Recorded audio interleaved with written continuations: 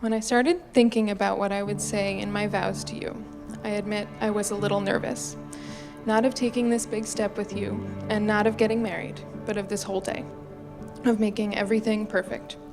So many people say that their wedding is the best day of their lives, and while I'm sure that is true in some ways, it always makes me sad thinking of this big important day in my life as being the best it will ever be, or the happiest we will ever be. Because we've been together for 9 years, and I can confidently say that I've loved you more each day and each year. I loved you when we first started dating. We said we loved each other almost comically quickly into our relationship.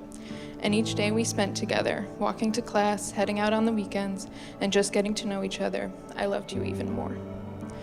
And then when we graduated college, and I cried, so worried that any distance would ruin our relationship, and that would be the end of it. But we called and FaceTimed and met in the city for dinner, and each time we grabbed a drink or laughed over the phone, I loved you even more.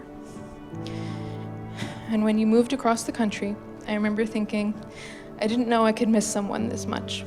And I remember telling people that it felt like I was missing a limb. Like there was an integral part of me that was walking around separately from my body 3,000 miles away. And every call, every visit, every red-eye flight or 5 a.m. pickup at JFK, I loved you even more. And when we moved in together, and I got to wake up next to you every day, I remember thinking, surely it doesn't get better than this. I got to see you smile at me every morning, and hear you talk to our dog as you fed him breakfast or got him ready for a walk, and maybe you'd grab me a coffee down the street, and each time, I loved you even more. So today is the most I've ever loved you, and I will love you even more still tomorrow. And my promise to you today is that we will create so many, many more best days of our lives. This is all to say that I love you. I am overwhelmed by how much I love you. You're always surprising me and making me laugh, and you continue to amaze me every day with your kindness, humor, and compassion for others. You're my favorite person in the world, and it's an honor to become your wife. Well. Not bad.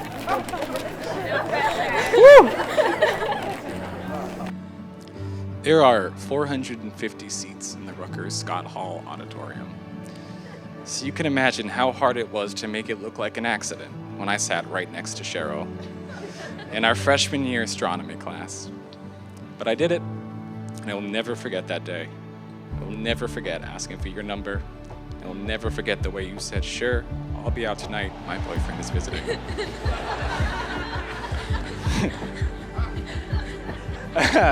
So we didn't end up texting for another 3.5 years. But all that time in between feels like nothing now. By the time I found my way back to you, it felt inevitable. I just knew. You understand I'm never sure about anything. I am an ADD-ridden mess when it comes to choices, to making decisions, to committing to one thing.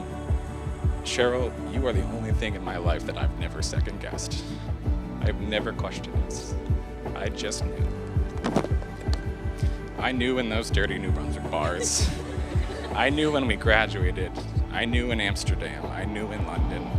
I knew when I moved 3,000 miles away to Los Angeles that I would find my way back to you again. Because I know right now that my life is better with you in it. I know that I'm better because of you. I got a C in that astronomy class, by the way. But I did learn that some things are written in the stars. I love you. I always have. I always will. Therefore, it is my great privilege and honor, by the power vested in me as minister and by the state of New Jersey, I now pronounce you husband and wife. You may now seal your vow with a kiss.